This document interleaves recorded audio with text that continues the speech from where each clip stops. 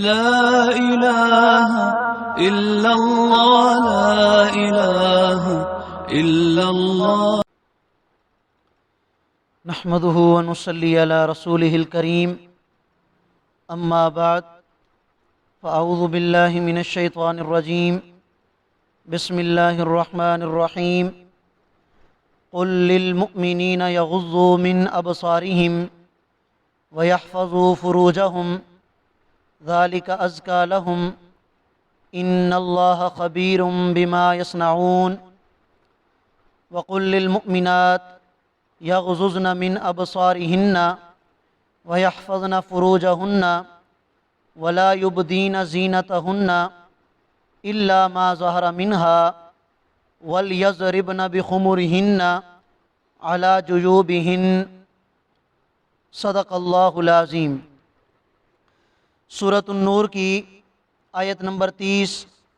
اور آیت نمبر 31 کا تھوڑا سا حصہ آپ حضرات کے سامنے تلاوت کیا ہے۔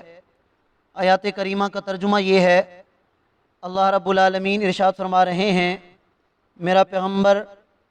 آپ اہل ایمان مردوں سے کہہ دیجئے کہ وہ اپنی نگاہ نیچی رکھیں اور اپنی شرمگاہوں کی حفاظت کریں، یہ ان کی پاکیزگی کے لیے بہترین طریقہ ہے۔ بے شک اللہ تعالیٰ پوری طرح باخبر ہیں ان اعمال سے جو یہ کرتے ہیں۔ اور میرا پیغمبر آپ کہہ دیجئے اہل ایمان عورتوں سے یغضضن من ابصارہن کہ وہ بھی اپنی نگاہ کو نیچا رکھیں اور اپنی شرمگاہوں کی حفاظت کریں، ولا یبدین زینتہن اور وہ اپنی سجاوٹ کو ظاہر نہ کریں سوائے اس کے جو خود ظاہر ہو جائے، ولیضربن اور وہ اپنے اوپر ڈال کے رکھیں بخمرہن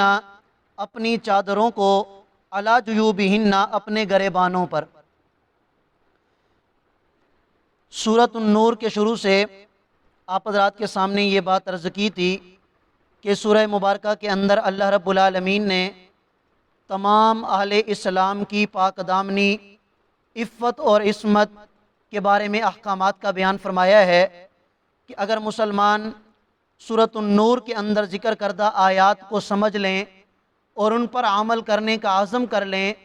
تو ہر مسلمان کی زندگی پاک دامن ہو سکتی ہے۔ اس سے ماقبل آیات میں بے حیائی کے سد باب کے لیے اللہ رب العالمین کی طرف سے پہلا حکم یہ بیان کیا گیا تھا کہ کوئی بھی مسلمان جب دوسرے مسلمان کے گھر میں جائے تو اجازت لے کے جائے، اور اجازت لینے کا جو سنت طریقہ ہے کہ سلام کرنا، سلام کرنے کے بعد اجازت لینا، اگر گھر والوں کی طرف سے اجازت مل جائے تو داخل ہو، اگر اجازت نہ ملے اور وہ واپس جانے کا کہہ دیں تو اسے چاہیے کہ یہ واپس چلا جائے۔ اس کا ذکر ما قبل میں آ چکا۔ آج جو آیات کریمہ آپ حضرات کے سامنے تلاوت کی ہیں، ان میں اللہ رب العالمین نے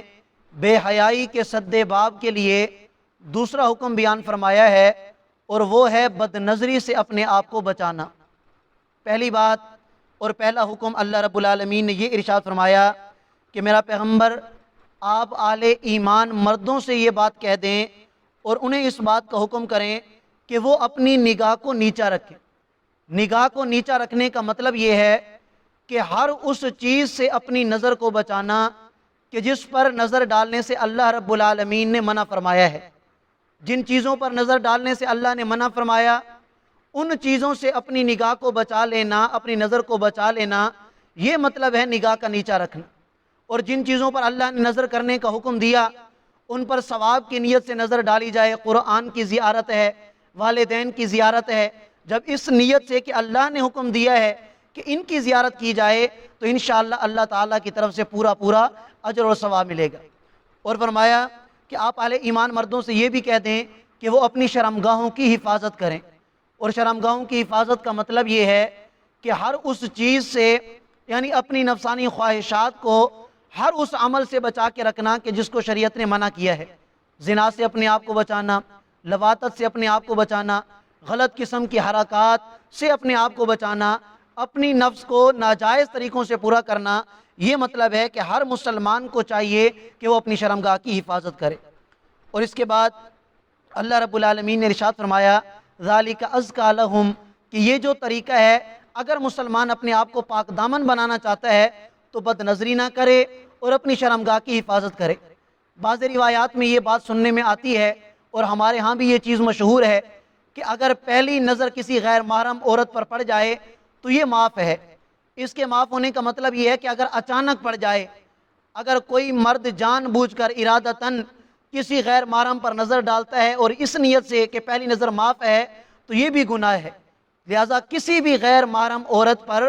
نظر ڈالنا، چاہے وہ ارادتاً ہو یا بغیر ارادے کے ہو، اللہ تعالیٰ نے اس کو حرام قرار دیا ہے کہ ایسا کرنا کسی مرد کے لیے یہ جائز نہیں ہے۔ فرمایا کہ بے شک اللہ تعالیٰ ہر اس عمل کو جانتے ہیں جو تم اس دنیا میں کرتے ہو۔ اور فرمایا کہ اہل ایمان عورتوں کو بھی اس بات کا حکم دے دیجئے کہ وہ بھی اپنی نگاہ کی حفاظت کریں۔ مردوں کے لیے صرف یہ حکم نہیں ہے کہ مرد اپنی نگاہ کی حفاظت کریں، غیر محرم عورتوں پر نظر نہ ڈالیں۔ عورتوں کا اللہ نے الگ سے بیان فرمایا ہے، جس سے یہ بات معلوم ہوتی ہے کہ عورتوں کے لیے بھی وہی حکم کہ جو مردوں کے لیے ہے کہ عورتیں بھی غیر محرم مردوں پر نظر نہ ڈالیں۔ حضرت ام سلمہ رضی اللہ تعالیٰ عنہ اور حضرت میمونہ رضی اللہ تعالیٰ عنہ نبی کریم صلی اللہ علیہ وسلم کے ساتھ تشریف فرما تھیں۔ حضرت عبداللہ بن ام مکتوم رضی اللہ تعالیٰ عنہ تشریف لائے اچانک، تو اللہ کے نبی نے فرمایا کہ اس سے پردہ کر لو۔ تو حضرت ام سلمہ رضی اللہ تعالیٰ عنہ نے فرمایا کہ یا رسول اللہ وہ تو نابینا ہیں۔ تو اللہ کے نبی نے ارشاد فرمایا کہ وہ نابینا ہے، تم تو نابینا نہیں ہو۔ اس سے یہ بات معلوم ہوتی ہے کہ جس طرح مرد غیر محرم عورت کو نہیں دیکھ سکتا، اسی طرح عورت بھی غیر محرم مرد کو نہیں دیکھ سکتی۔ تو فرمایا کہ عورتوں کو بھی چاہیے کہ وہ اپنی نگاہ کی حفاظت کریں اور اپنی شرمگاہوں کی حفاظت کریں۔ وَلَا يُبْدِينَ زِينَتَهُنَّ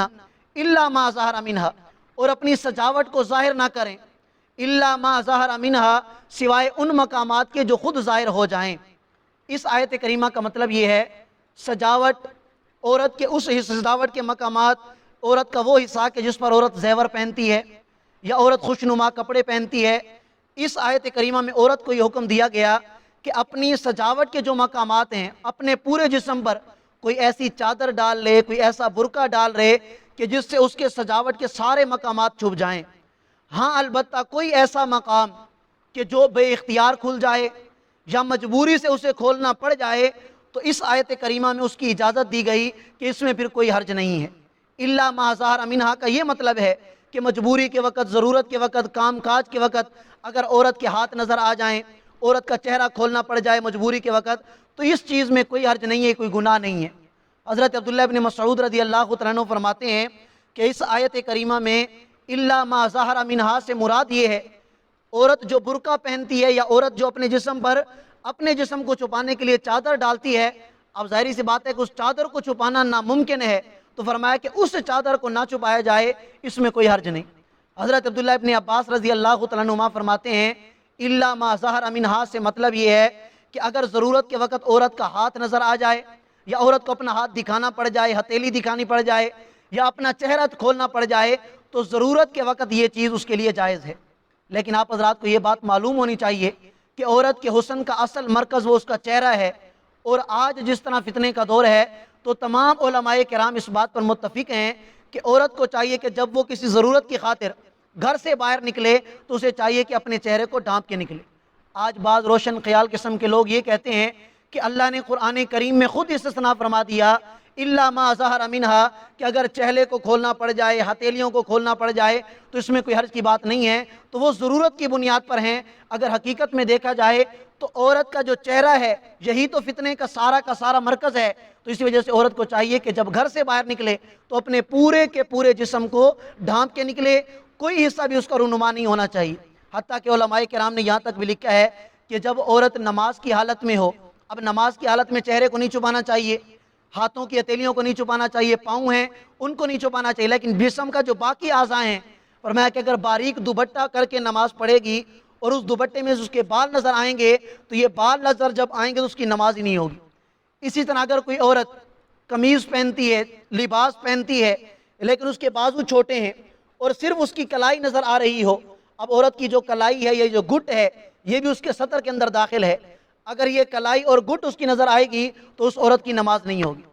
عورت اگر باریک لباس پہنے اور اس لباس سے اس کے جسم کا کوئی حصہ جو سطر میں شامل ہے وہ نظر آ رہا ہو تو یہ حرام ہے ایسا لباس پہننا، اور ایسا لباس پہن کر اس کی نماز ہی نہیں ہوتی۔ اور اسی کے ساتھ ساتھ اگر کوئی عورت اپنے ناخن بڑھا لیتی ہے اور ناخن بڑھانے کی وجہ سے ناخنوں میں بعض دفعہ میل کچیل رہ جاتا ہے، اس کا وضو ہی نہیں ہوتا، اس لیے کہ اس کی وہ جگہ تر نہیں ہوگی، جب وضو نہیں ہوگا تو نماز نہیں ہوگی، غسل کرے گی اس حالت میں کہ ناخنوں کے اندر میل کچیل باقی ہے، فیشن کی خاطر یہ کر تو لیتی ہیں لیکن جب میل کچیل باقی ہوگا تو نہ غسل ہوگا نہ وضو ہوگا۔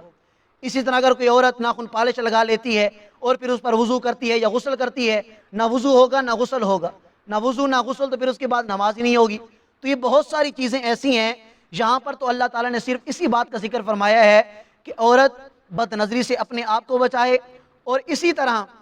جب وہ گھر سے باہر نکلے تو باپردہ ہو کر نکلے، اپنے جسم کو چھپا کر نکلے، چہرے کو بالخصوص چھپا کر نکلے، اپنے ہاتھوں کو بھی حتی الامکان جتنی کوشش کرے دستانے پہن سکتی ہے پہنے، اور اپنے ہاتھ کو اپنے پورے جسم کو چھپا کر اپنے گھر سے باہر نکلے۔ علماء کرام نے یہاں تک بھی مسئلہ بیان فرمایا ہے کہ ایک عورت دوسری عورت کے مخصوص اعضاء وہ بھی بلا ضرورت کے عورت بھی نہیں دے سکتی، بجائے اس کے کہ مردوں کے سامنے اپنے جسم کو کھلم کھلا چھوڑ کے، اپنے گریبان کو کھلا چھوڑ کے، اپنے سر کے بالوں کو ننگا کر کے عورتوں مردوں کے سامنے باہر نکلے، گھر سے باہر نکلے، یہ تو اس عورت کے لیے شدید وعید ہے۔ اللہ کے نبی نے ارشاد فرمایا کہ جو عورت بے پردہ ہو کر گھر سے باہر نکلتی ہے تو جب تک وہ گھر میں واپس نہیں آ جاتی اس وقت تک اللہ اور اس کے فرشتے اس پر لعنت کرتے رہتے ہیں۔ اللہ تعالی ہم سب کو اس طرح کے احکامات سمجھنے اور ان پر عمل کرنے کی توفیق عطا فرمائے۔ جزاکم اللہ خیر۔